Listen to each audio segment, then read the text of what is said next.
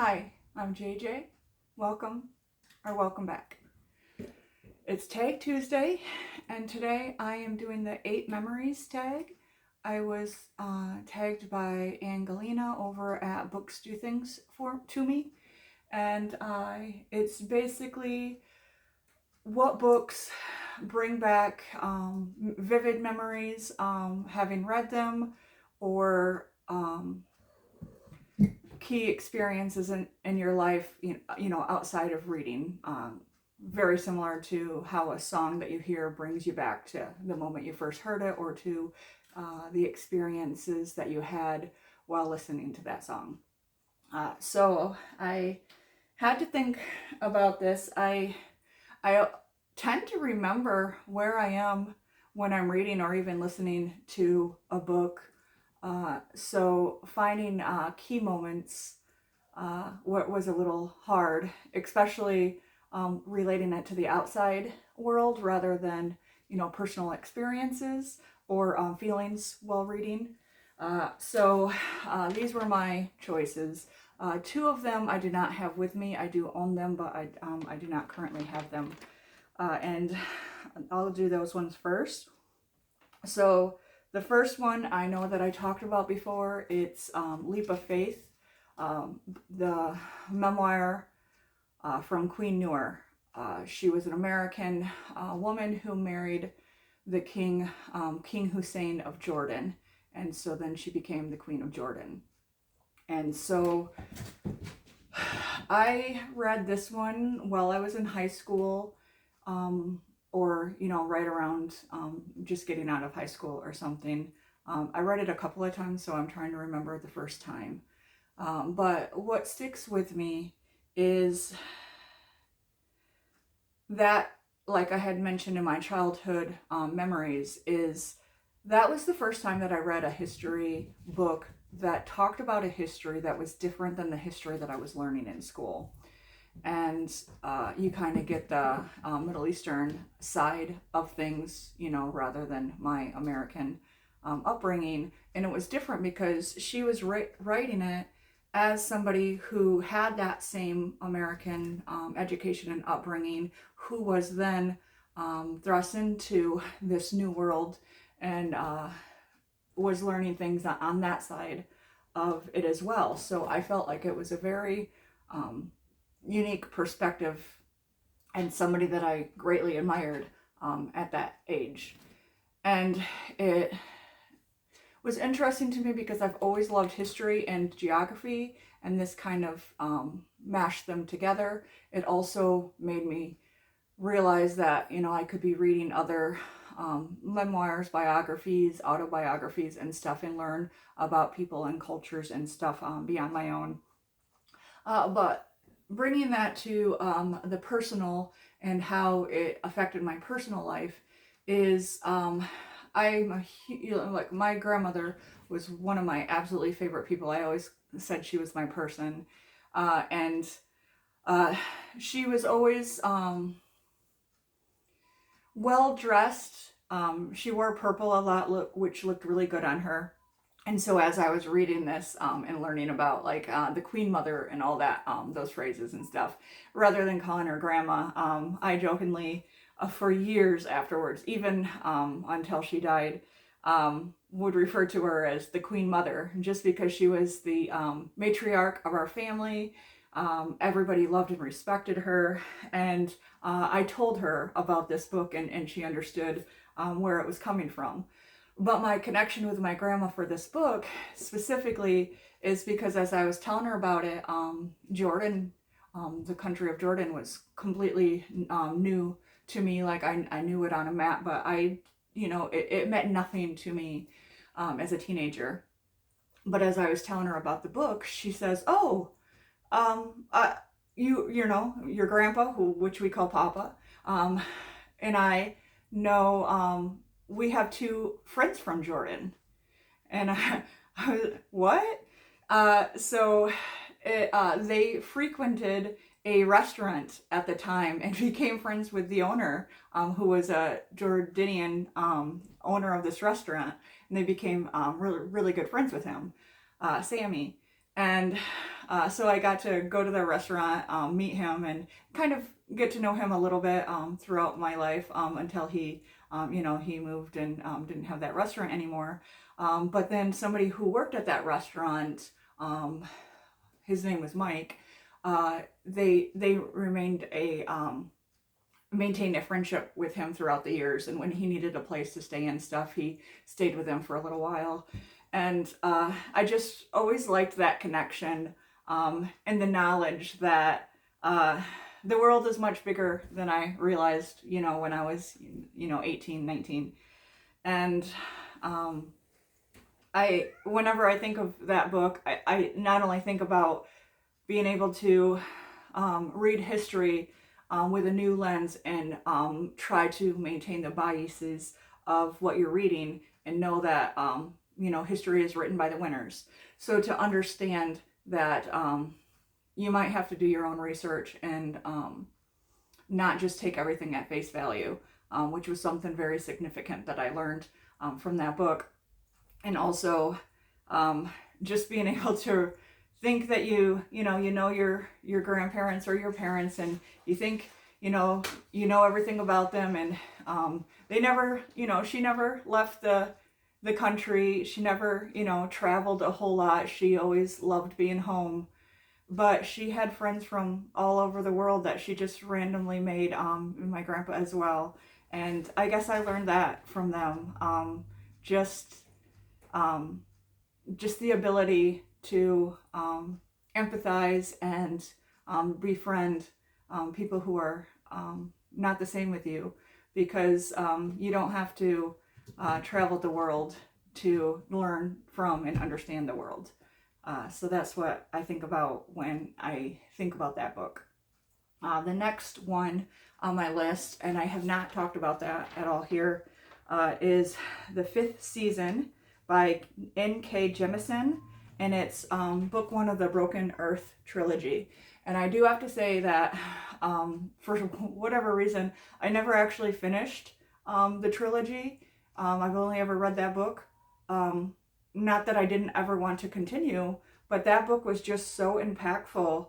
I want to continue and see what goes on, but when something is perfect and you're scared of losing that that connection, that sense of wonder that I got reading that first book, I am just scared that it won't replicate throughout the other ones. And I know I actually plan to read the other ones throughout the year next year, just to finally finish this trilogy, because when I got to thinking about the books that give me big memories, and that one was one of the first ones I thought of, I realized that I do need to finish it.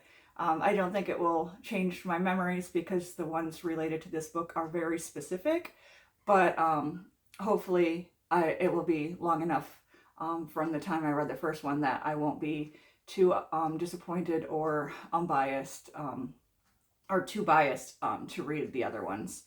So anyway, the fifth season is a fantasy book, and it follows three female characters, like a young girl, like a teenage girl, and a woman, and they live in a world that's they have different powers and stuff, and so like you can control the earth around you. It sort of reminds me a mix between like being a mutant, which I'll talk about my obsession with the X-Men later, and also Avatar, world bending and stuff like that.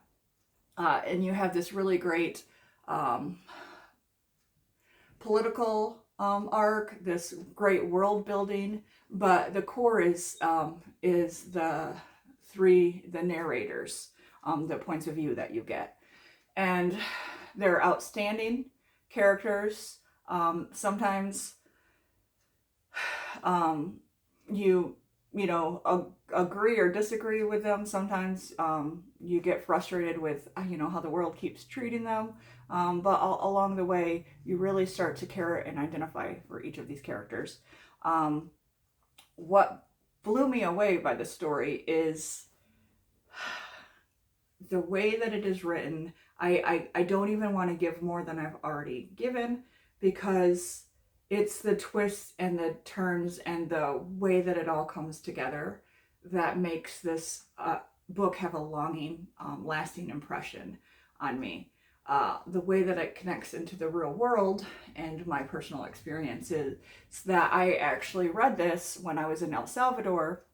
I was in the Army Reserves for years, doing water purification, and my last training session, my 2-week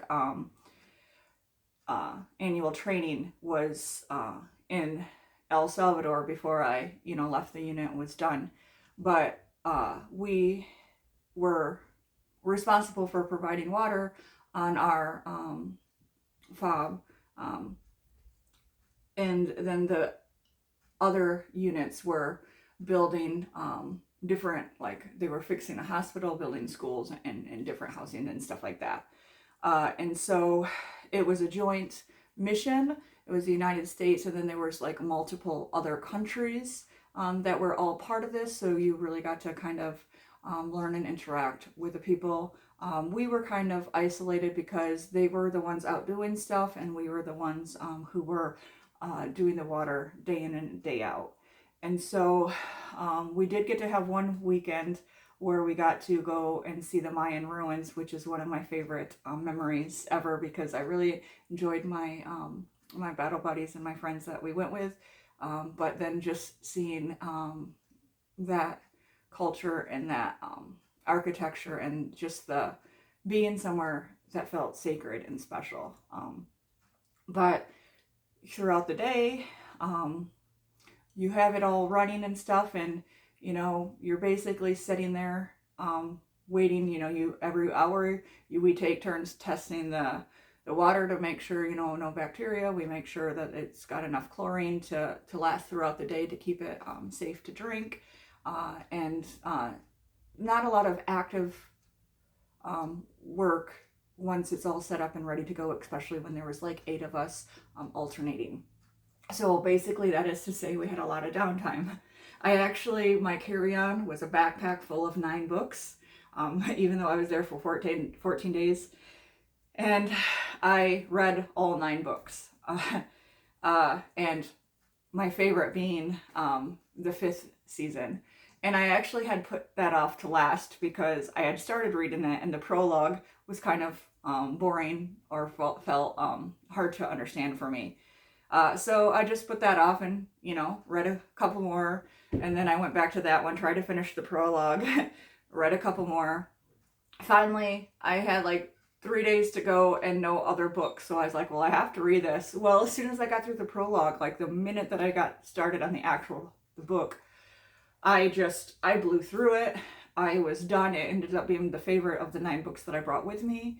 And I don't know why it took me so long to try to parse through the prologue. I feel like I probably could have skipped it and just started and been done with it immediately. But so that book gives me good memories, in addition to being one of the biggest twists in a book that I've ever read. The rest of the books I actually have here. I know that I talked about this one before. It is The Firekeeper's Daughter by Angelina Bowley. And this is book 1. I actually just yesterday finished the 3rd book chronologically, but actually it's the 2nd book. It comes directly after this one. So if you do read this one, and I would start with this one, this book is excellent. And then go to The Sisters in the Wind, which was also absolutely fantastic, and I can't wait to give the review for that one. I actually like that one better than this one, because there was a twist that I wasn't expecting on that one. But this one, it talks about all of her books. She's a indigenous woman from Michigan, which I highly respect and identify with her characterizations of Michigan, and I get to know what she's talking about when she's talking about the different things. And I also have a lot of my family members are are also indigenous. And so I've always kind of gravitated towards this stuff. But she talks about things that matter to the indigenous community.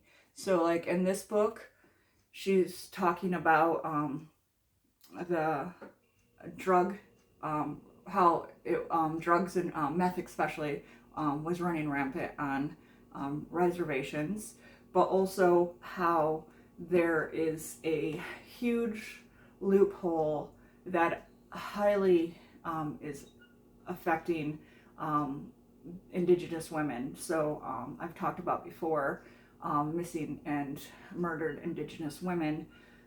So there are so you have the tribal land and then federal land. So when crimes are committed, if it is a white or a non-native hurting indigenous woman on reservation land, it almost is a loophole. Like it falls between, because like the tribal land can't fully do anything because it's a non-tribal person who did it. So then it's supposed to go to, the federal government, but then they say, well, no, but it happened on tribal land, so we're not going to deal with it. And so it's a huge loophole. Same being if it's an indigenous person on non-tribal land being raped or murdered or any kind of attack by a non-tribal person. They also are saying, well, no, that's a tribal thing, we don't want to deal with it. And the tribe is like, well, we can't deal with it because it's not on our land. And so once again, it's this loophole that these unfortunately are affecting so many of these women. And so it discusses that, and it's a very important thing to discuss. The second book, which is third in order, but the second released, Warrior Girl on Earth, that one is talking about the return of indigenous bones, because a lot of them are still at colleges, universities, and they're not even being displayed. They're like in boxes because they have too many of them. So they're in boxes in the basement and not being returned to their tribes. And there is a law that says that they have to be, but it's been years now since that law took in effect, and very few of the bones have been returned, so that's an ongoing fight for them.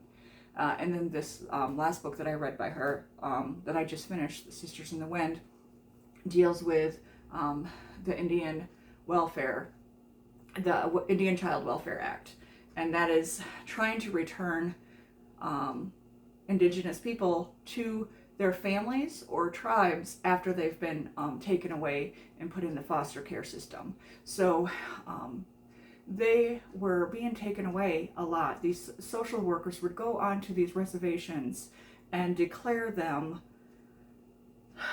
impoverished, and therefore if you're in poverty you cannot provide for your children. So then they would come and they would take all their children. And so they're impoverished because we put them on reservations and then didn't provide resources and keep taking their resources. But then we had our white people going in there and measuring their worthiness based on our definition of middle class. And since they were adding up, they were therefore removed. And that's not even to talk about the forced sterilization and everything, and taking them from their homes and forcing them into these Christian schools and stuff. So that act is supposed to be helping to try to restore families. A lot of times they don't want to acknowledge that the children that they're dealing with are Native because it's extra paperwork for them. And so they keep, falling through this system and being basically failed by our government and our system.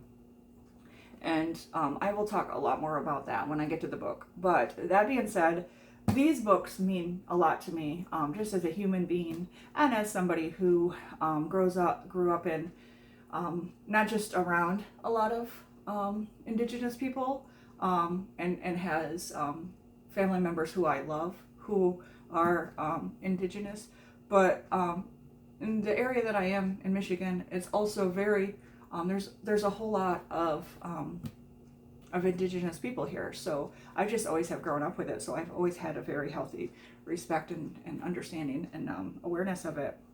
But what I just loved about this was that it actually took place in Michigan. And so I actually got to meet this author when she released her second book. So this is actually an autographed copy. And so whenever I look at this, I not only think about what this book means to me, because it also focuses on, this book specifically focuses on grief.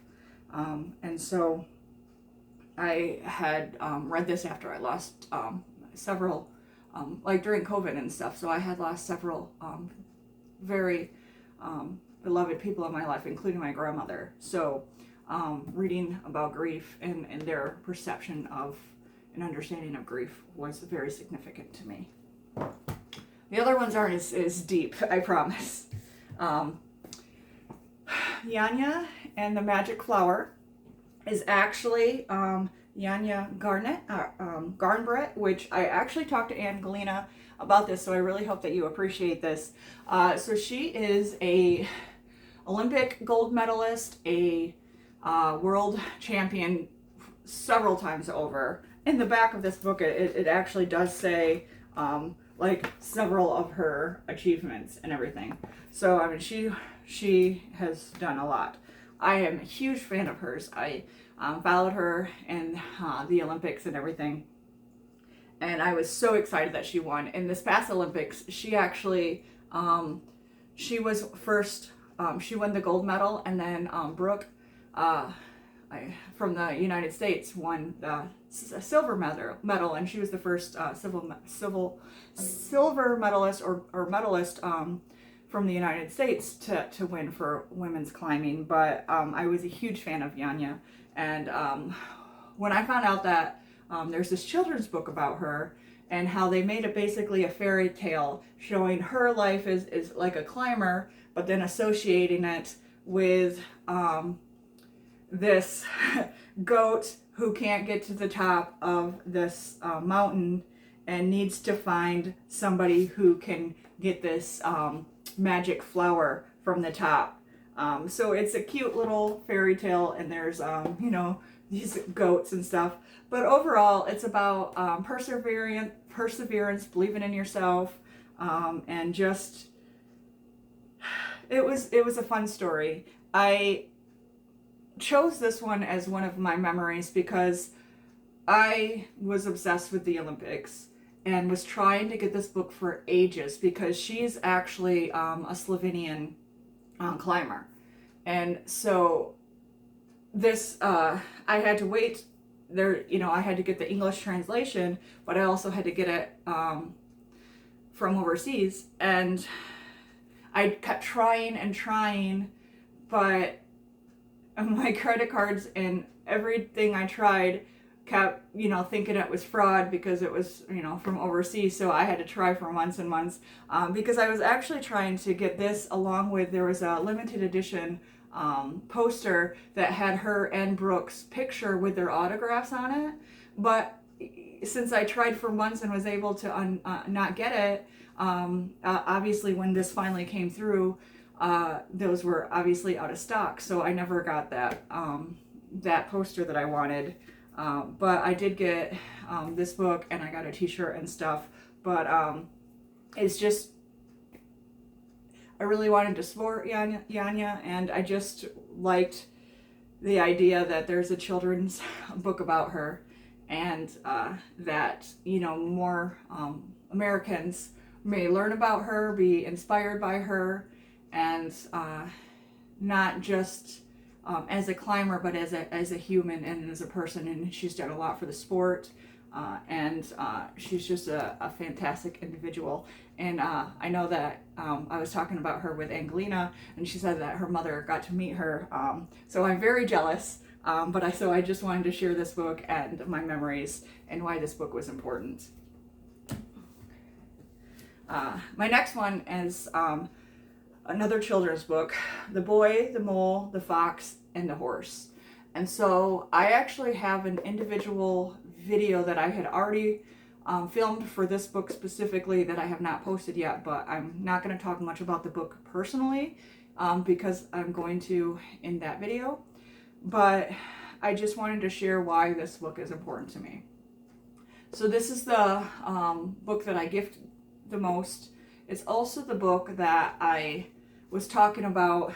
It reminds me of like a modern day Winnie the Pooh type of thing. So you get all these little morals, you get these old-fashioned paintings in the book and drawings that remind me very much of Winnie the Pooh, and just these beautiful inspiring teachings and stuff. I was reading this book or talking about this book to one of my friends, and she's in the Philippines, so I sent it to her, and then we did a video voice chat, and I read it out loud to her as she had the copy that I sent her. So that is my memory and my favorite memory when I think about this book and how it connected me to a friend halfway around the world. So the next two, actually it's one, but I have two here. So I've talked about the X-Men several times before. My favorite, I read a lot of comics, especially X-Men comics. I just always identified with, the misfit, or with somebody who is fighting for a world that hates them but is still trying to improve it and make it better. But my favorite, absolute favorite, is X-23. She is now Wolverine, actually, because she was a clone of Wolverine. Essentially, X-23 comes from the time that it took 23 different attempts to try to clone Wolverine. And finally, the 23rd time, the scientist decided to mix some of her DNA. So that's, she's a girl rather than a complete clone of Wolverine. And then she was raised in this facility to trained as only a warrior, an assassin essentially, because, people don't expect young girls to be assassins. So this is her, the first book is her origin story, and then the rest is you get to follow her as she fights all that, programming to try to be an X-Men and a hero. And so I connected with this absolutely wholly. I love the art in here. It's some of my favorite artwork ever. And if I can see, because I actually have the individual copies of my favorite storyline is called X-23 Target, and that's when she escapes her facility and goes after Wolverine because she blames him for the horrors that were her life. This picture completely, it is one of the covers on the original comics, and I actually went to a Comic-Con convention, a comic convention here in Michigan, and the writers, creators, and artists for the X-23 comics were there, and I got to have them sign this copy of the book for me. And so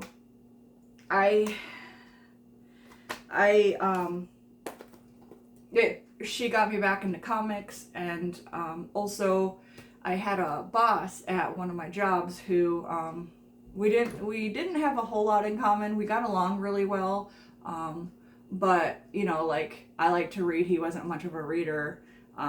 We listened to different music and stuff like that. And he had mentioned he likes comics, though. And I was like, oh, well, then you have to read, you know, X-23. So I let him borrow my comics. And he had them for a week and read them like 5 times, and he said that they were his favorite.